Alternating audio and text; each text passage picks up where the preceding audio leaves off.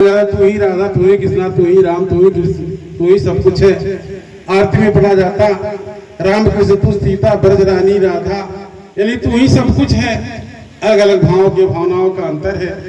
अब देखिए किस प्रकार से जगदम्बा महामाया जब राधा कृष्ण का रूप लिया, किस प्रकार से चूड़ी बेचने के लिए आते, श्याम चूड़ी बेचने आया। हमारे नन्ही परी शक्ति दर्शना माहेश्वरी जी का बड़ा अति प्रिय भजन आप देखे, श्याम चूड़ी बेचने आया। छोटे से भजन पर आप आनंदित होंगे।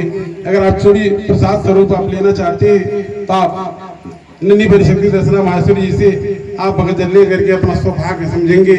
और देखें श्याम चूड़ी बेचने आया, किस प्रकार से श्याम चूड़ी बेचने आया, यह भाव आप भक्तों को भाई भो करेगा। तो बड़ा ही अच्छा